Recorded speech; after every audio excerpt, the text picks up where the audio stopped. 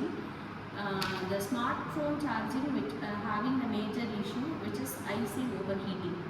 Okay, today we are going to discuss about a case study about this overheating terms.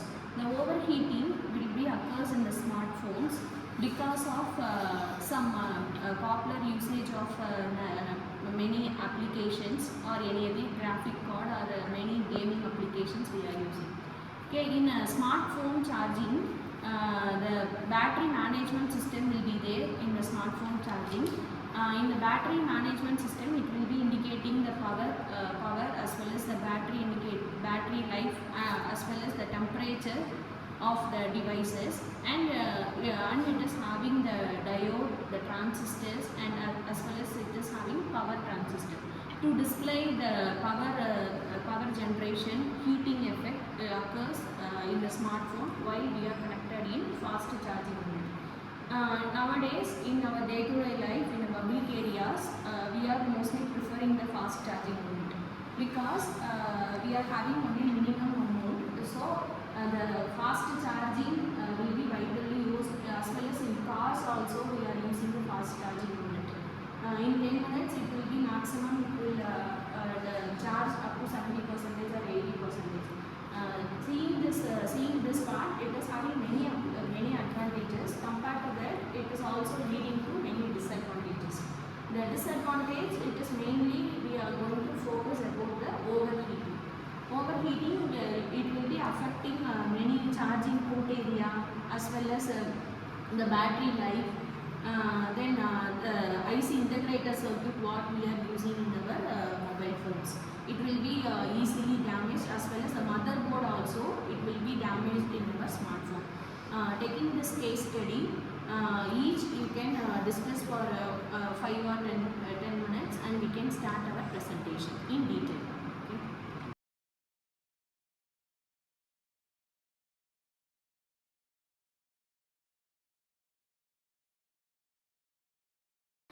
As of ma'am said, the real problem statement here is that the phone is getting overheated. So we could see like problems like the phone is getting unusually hot near the charging portal area, and the phone is becoming so abnormal heat issues are occurring, and charging speed gets slowed down, and sometimes we could see that phones charging the phone becomes abnormally switched off, and we could notice some things like that, and we could see that our mobile phones become laggy and sluggish.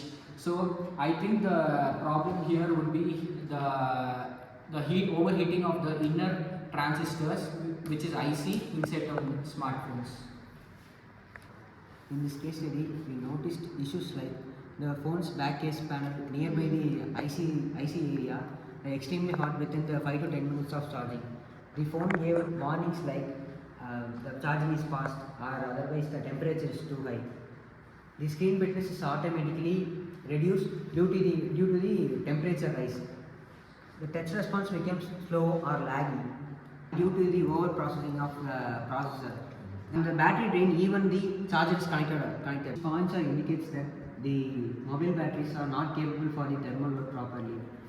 In this case study, we studied about these issues, and we can able to give solutions for this case. So heating has been increased due to using wireless charging as well. Like if we use nowadays in many phones there is a wireless charging option available. So even power banks have introduced a wireless option. So attaching those wireless power banks are creating more heat causes. So we should avoid using wireless chargers. If we don't have any other option, we can use the wireless one, because sometimes the port inside the mobile phone can cause error. So we use wireless. Wireless is good, but it has some disadvantages. So we have to be careful by different kinds of means, and our charging habits also define the heating of our phone. Like if we charge it overnight, it will get overheating. Then like charging and keeping it up on a clothes will contain the heat, and it will get some problems. So and directly facing it to near the window and it's hitting the sunlight, that causes problem. And due to this heating problems, the battery degradation happens. Like many phones have faced. Even in my phone, the battery degradation has happened. It has went from 100% to 96% in the usage of 2.5 years. So if we have to resist our battery from the harmful usage and from the harmful heating process, we should take care of our charging habits as well as the surrounding things which we are using to charge our phone. To find the exact cause, step-by-step process was done. First of all, there are 5 points. We want to check first point. We want to check the cables and adapters plugged correctly or not. Otherwise, the heat will be formed. Second one, we open our phone and check the temperature and also measure the temperature. And third one, we want to install the thermal camera to monitor the IC areas is heated or not. And also we want fourth point, we want to check the motherboard is heated or not. Otherwise it may be weaken the soldering. And there's a fifth point, the heat will be weaken the soldering. So these are the 5 points that are being noted to find the overheating. The software algorithm is placed inside the phone film, which reduces the charging speed automatically when the phone gets overheat. For example, if the temperature is above 42 degrees Celsius or more, the phone automatically discharges through it. Next, the mobile alert system is also placed where the software algorithm is placed inside the phone firmware. It reduces the charging speeds automatically when the mobile gets overheat. For example, if the mobile gets 42 degrees Celsius or more than that, it automatically disconnects the charging. And that mobile alert system is also placed where the mobile gets overheat or the poor quality of charger is used. The user gets a notification about that. If the temperature rises above the 50 degrees Celsius, it notifies the user and it also disconnects the charge. So to conclude, this case study shows us that smartphone charging IC overheating can cause common but serious issue which can affect smartphone's performance and safety. It is caused by hardware faults, battery problems and poor charging habits. With the proper diagnosis, the problem is identified, and by replacing the IC, the issue will be solved. It is a reminder for us to have good charging habit and avoid problems in the future. Okay, as per our discussion we had made for our case study, the final conclusion part is that we have to do the smartphone charging. If the wireless charging is needed, we can opt this. Otherwise, we can use our wired charging. When it is required, we can use this material. As also, we can regularly monitor the battery management system.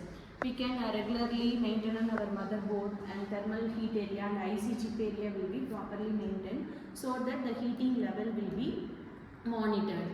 And when our thermal heat which is exceeding the limit 50 watt or 60 watt something, the battery will be indicated as passed. The battery will be passed as well as the charging unit will also be get passed. And coming to the conclusion part, we have to opt and we have to correctly put the charging, and we cannot, we no need to put regularly within a particular interval. We can regularly put the charging unit, and properly we can use our mobile phone devices. Okay, thank you. Thank you.